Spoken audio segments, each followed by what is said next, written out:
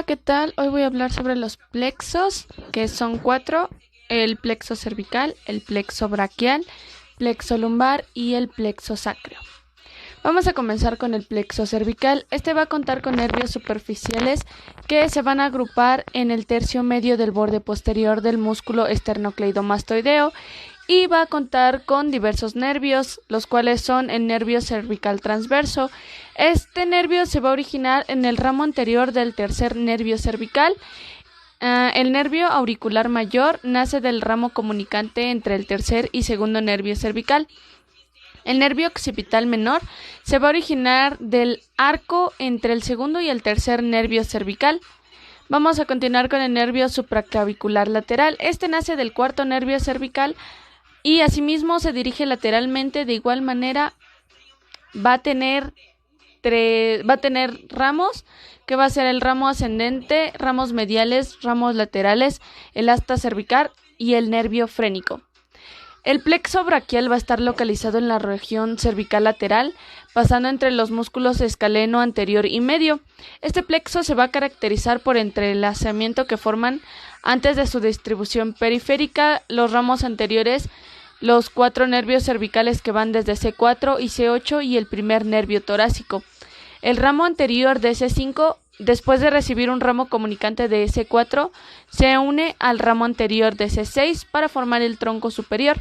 El ramo anterior de C7 se constituye por sí solo el tronco medio. El ramo anterior de C8 se une a T1 y recibe un ramo comunicante de T2 para formar el tronco inferior. Vamos a continuar con el plexo lumbar. Este se localiza en el ángulo que forman los cuerpos vertebrales y las apófisis, formando un conjunto de comunicaciones que se unen entre sí.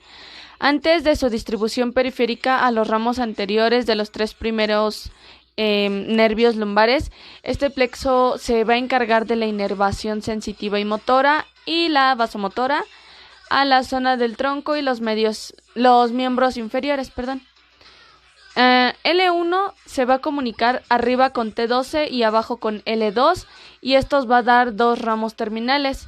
L2 se comunica con L1 y L3 y da 2 ramos terminales. L3 se comunica con L2 y proporciona un ramo de origen que va a dar origen al nervio obturador. L4 se comunica con L5 para formar el tronco lumbrosacro. También va a contar con diversos nervios, los cuales son el nervio genitofemoral, el nervio iliohipogástrico, el ilioinguinal, el nervio cutáneo femoral lateral y el nervio obturador. El plexo sacro. El plexo sacro va a estar formado por el tronco lumbrosacro y ramos anteriores de 3 primeros nervios sacros. El tronco lumbrosacro va a estar constituido por L5, que recibe un ramo comunicante de L4 y también se comunica con S2. S1 es quien va a recibir al tronco lumbrosacro y se une oblicuamente con S2 para constituir el nervio ciático. S2 se va a unir oblicuamente con S1 y envía un ramo vertical hacia S3. S3 va a recibir un ramo vertical de S2 y constituye el elemento esencial del nervio pudendo y cuenta también con 3 arterias, que es la arteria glútea superior, la arteria pudenda interna y la arteria glútea inferior. Bueno, pues esto es todo por el tema de los plexos. Muchas gracias.